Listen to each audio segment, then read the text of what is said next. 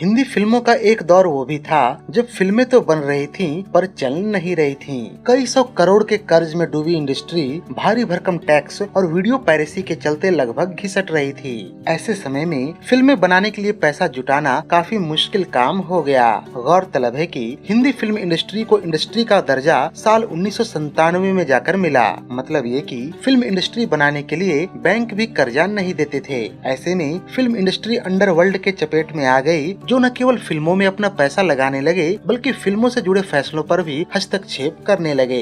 इन फिल्मों में काम कर रहे अभिनेताओं को ये मालूम भी नहीं होता था कि उनकी फिल्म पर किसका पैसा लगा है, और जब ये राज पर्दाफाश होता तो अक्सर कई कलाकार का बॉम्बे की फिल्मों से मन उचाट हो जाता था। ऐसे ही एक अभिनेता थे मिथुन चक्रवर्ती, जिन्होंने 90 के दशक में बॉम्बे छोड़कर ऊटी का रुख कर लिया। क्या था मिथुन के इस फैसले का अंडरवर्ल्ड कनेक्शन, आइए विस्तार से जानते हैं। दरअसल 80 के दशक के अंत में मिथुन चक्रवर्ती अक्सर कई फिल्मों की शूटिंग ऊटी में किया करते थे, और ये जगह उन्हें इतनी भा गई कि उन्होंने यहाँ की हरियाली में बसने का फैसला कर लिया। इसी दौरान उन्होंने अपनी फिल्म दोस्त के निर्माता से यहाँ पर 66 एकड़ जमीन भी खरीद ली, जिसके बाद मिथुन ने यहाँ होटल और सफारी बनाने का फैसला किया। इस पूरी प्रक्रिया में कुल 10 करोड़ रुपए का खर्च आने वाला था, जिसमें से 3 करोड़ रुपए उन्होंने अपना फार्म हाउस बेचकर और अपने निर्माताओं से पैसे जुटाए। बाकी के 7 करोड़ उन्होंने पर्यटन विभाग से कर्ज लिया।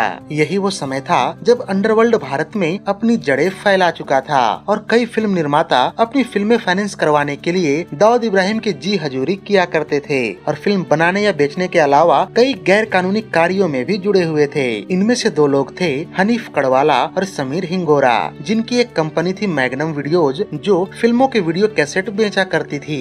हनीफ कड़वाला और समीर हिंगोरा ने आगे चलकर मैग्नम मूवीज इंटरनेशनल के बैनर तले कुछ फिल्मों का निर्माण भी किया, जिसमें से एक महत्वपूर्ण फिल्म थी बाप नंबरी बेटा 10 नंबरी। ये फिल्म पहले मिथुन चक्रवर्ती को ऑफर की गई थी, पर उनके मना करने के बाद ये भूमिका जैकी श्रॉफ को दे दी गई। ये दोनों मिथुन चक्रवर्ती को लंबे समय से जानते थे, और मिथुन के बदौलत इन्हें कई फिल्मों के वीडियो राइट्स मिले थे। पर मिथुन चक्रवर्ती इस बात से अनभिज्ञ थे कि ये दोनों लोग वीडियो कैसेट के अलावा अंडरवर्ल्ड के लिए सोना और हथियारों की भी स्मगलिंग किया करते थे। इसी दौरान 1993 के भीषण बॉम्बे बम ब्लास्ट से पूरा देश दहल गया, और जब इसके घटनाक्रम की जांच हुई तो दाऊद इब्राहिम के सहयोगी के रूप में हनीफ कड़वाला और समीर हिंगोरा भी हिरासत में ले लिए गए। इसी के साथ फिल्मों से जुड़े कई और कलाकारों के अंडरवर्ल्ड से संबंध सामने आने लगे, जैसे कि संजय दत्त, मंदाकिनी आदि। यहाँ ये जानना भी दिलचस्प है कि हनीफ और समीर ही वो लोग थे जिन्होंने संजय दत्त तक AK-56 बंदूकें पहुँचाई थी, और उन्हीं के गवाही के आधार पर संजय दत्त को गिरफ्तार किया गया था। जब ये बात लोगों तक पहुँची तो फिल्म इंडस्ट्री की चारों तरफ बुराई होने लगी, और लोगों ने कहना शुरू कर दिया कि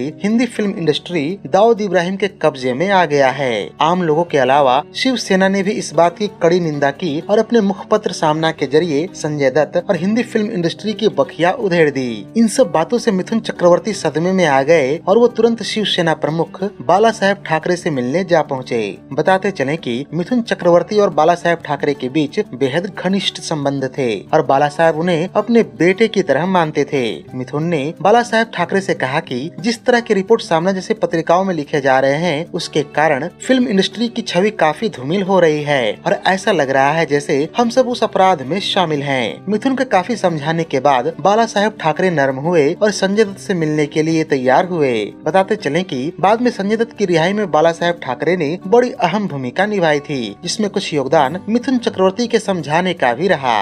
खैर, मिथुन चक्रवर्ती इन सब से इतने स्तब्ध थे कि उन्होंने बम्बई छोड़ने का निश्चय कर लिया। उन्हें डर था कि लोग उनके अतीत में नक्सल होने के बाद का इस्तेमाल करके उन्हें इस पचड़े में फंसा सकते हैं। साथ ही हनीफ और समीर के साथ उनके व्यावसायिक संबंध भी रहे थे। इसके अलावा बाला साहेब ठाकरे और ज्योति बसु से उनकी नजदीकियों के कारण उनके कई राजनीतिक शत्रु भी बन गए थे। बहरहाल, मिथुन को उन दिनों दिल्ली, मद्रास या कलकत्ता में बड़ी प्रॉपर्टी खरीदना काफी महंगा लग रहा था। साथ ही उन्हीं दिनों छोटी जगहों पर होटल बनाकर पर्यटन को प्रोत्साहन देने के लिए भारत सरकार ने 50% सब्सिडी देने का ऐलान किया। इसी का फायदा उठाते हुए मिथुन ने ऊटी जाने का फैसला किया, जिसके 3 फायदे थे। पहला, यहाँ का बेहतरीन मौसम और हरियाली। दूसरा, यहाँ की कीमतें बाकी जगहों से कम थी। और तीसरा, यहाँ पर अक्सर फिल्मों की शूटिंग होती रहती थी, जिससे पर्यटकों को आकर्षित करना आसान था। इस समय उनकी पत्नी योगिता बाली भी गर्भवती थी, और वो नहीं चाहते थे कि बॉम्बे बम ब्लास्ट का अवसाद का असर उनके बच्चों और बीवी पर पड़े। यही कारण रहा कि 1993 बम ब्लास्ट के कुछ ही समय बाद ही मिथुन चक्रवर्ती अपने परिवार सहित ऊटी शिफ्ट हो गए। तो ये थी मिथुन चक्रवर्ती पर हमारी एक विशेष प्रस्तुति। उम्मीद है कि यह वीडियो आपको बेहद ही पसंद आई होगी। अगर वीडियो पसंद आई हो तो इसे लाइक और शेयर भी कर दें तथा ऐसे ही दिलचस्प वीडियोस की नोटिफिकेशन पाने के लिए चैनल को सब्सक्राइब करके बेल आइकन में ऑल का बटन दबा दें। धन्यवाद।